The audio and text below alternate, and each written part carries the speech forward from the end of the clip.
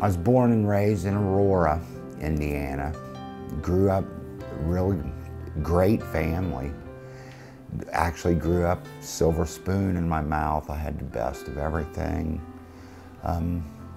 Very good childhood.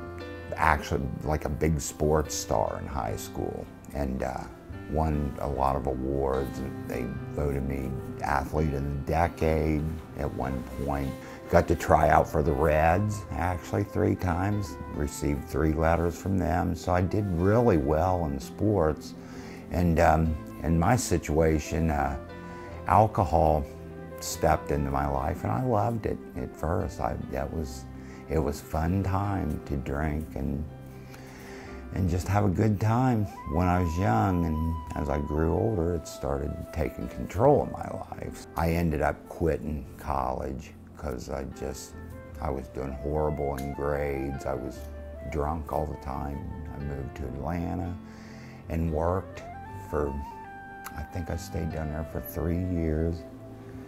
And during that time, the alcohol really came on strong. I was working to drink more or less because everything I made went to drinking. I actually met my wife at the job I got when I came back here. I started working at a company over in Florence. At that time, I was trying to get sober. One of the many times that I tried. That was this gift I have with people and personality, and got hired right in. So I was like one of the first people in the door there, and did great. As I would do good, and as my track record goes, the better I would do, the more I felt like I had this power over the alcohol, and that I would be able to drink like normal people, which never did work out that way. I would end up losing everything. The alcohol again played the part. Got a DUI, got put in jail, lost that job. The alcohol had just taken a total hold on me. I was living with one of my daughters in Covington. The next thing I know, she told me, well, I'm moving, Dad. I'm going living with a friend. So I was stuck. No job, no income, drunk all the time. And so I basically became homeless. January of 2012, and it was ice cold out. And that was my first meeting with the shelter. I think I was only out for about a week then. And then I found the shelter, and it was open arms. It was like this oasis out in the desert or something. But the drinking, I spent time in the shelter. I would get thrown out of the shelter. I'd go back to the shelter. I'd get thrown out, but the shelter was always there for me. Basically was getting to where I drank to keep from being sick. You wake up, you're all banged up and beat up from falling or getting beat up or who knows what, because I just got to where I didn't really remember anything that was going on, but the shelter was always there for me. One day I just saw the light, I guess, so to speak, and I remember the morning I went out, panhandled enough money to get a bottle and get the liquor in me. Then I went down to the shelter and talked to Brittany and told her, Brittany, you gotta help me because I'm gonna die out here. I need to get in rehab. And Brittany, she stayed on the phone until she got me in a rehab in Falmouth, and they said they would have to wait 2 days to get me in, and Brittany was like, well, you got to go to the hospital, because she couldn't stand to see me in the sickness I was in, because it gets bad with me.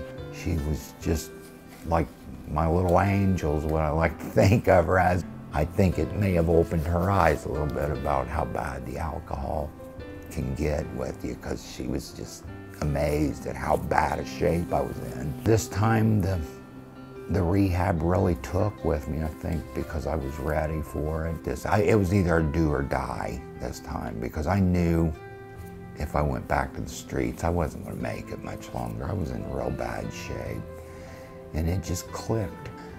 Every part of my life in my mind had something to do with getting alcohol. It just consumed all my thoughts, all my life. So something happened there, and I like to say it was God's. When I came back, I mean, the rules at the shelter aren't real hard. What they are is teaching you life, basically. I mean, it's responsibility, just life in general. I came back to the shelter. I stayed for the remainder of the summer, and through the shelter, I was able to get housing.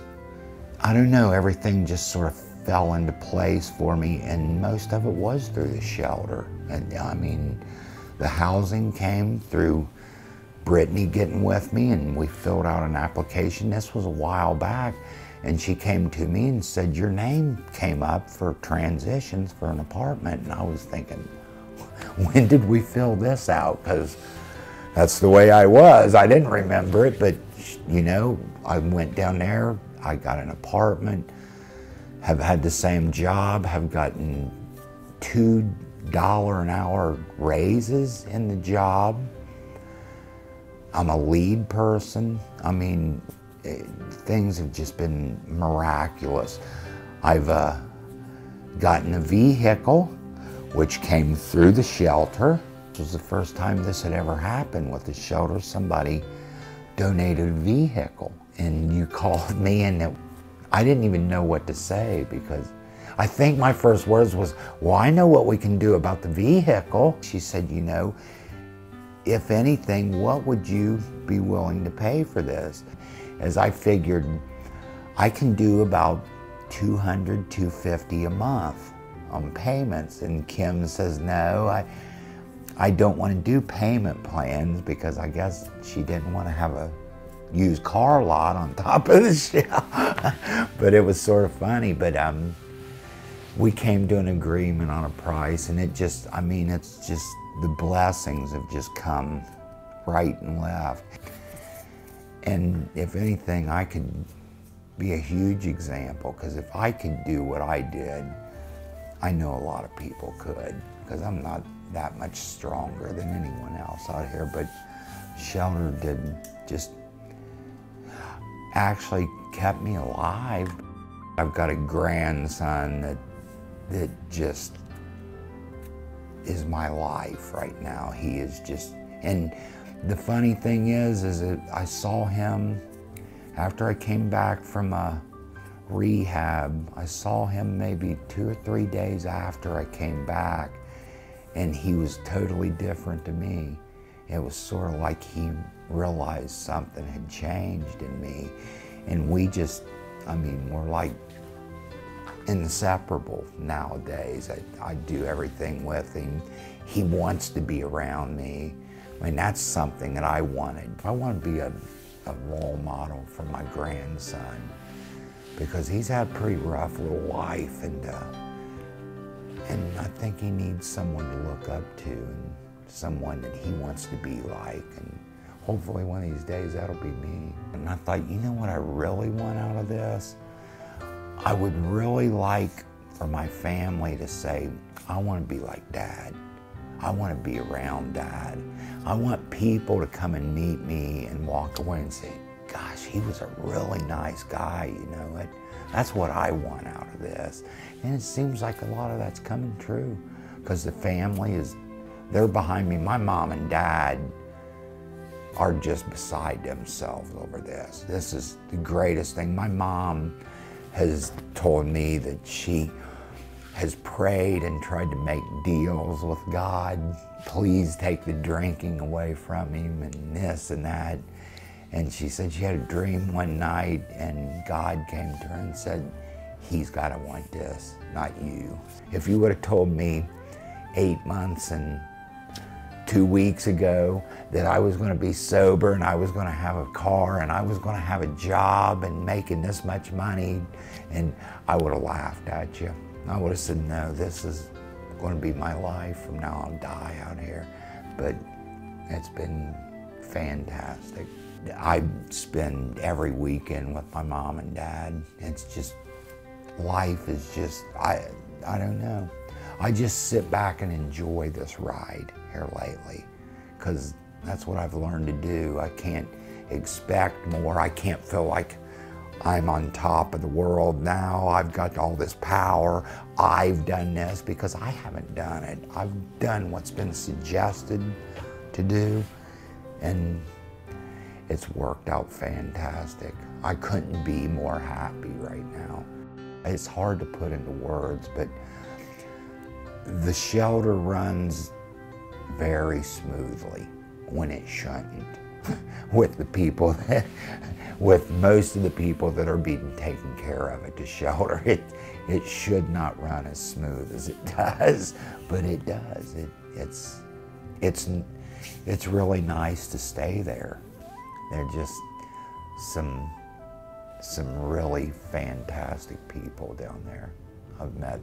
I've met some of the biggest role models in my life that work at the shelter, and they don't realize it. But the people that have anything to do with the shelter, the people that help fund it, are actually heroes, if you think about it, because they're saving lives every night. I always say every night, because that's usually whenever the people come to the shelter to stay all night. And that's life-saving, because you couldn't make it out there. I know it. The cold in the winter, it's bad out there. It is really bad. And I owe a lot of this to the shelter. I mean, I've told them that many times, that I feel like I owe my life to them. And it's been a long road, but I guess it's sort of ended up happily ever after, or so far.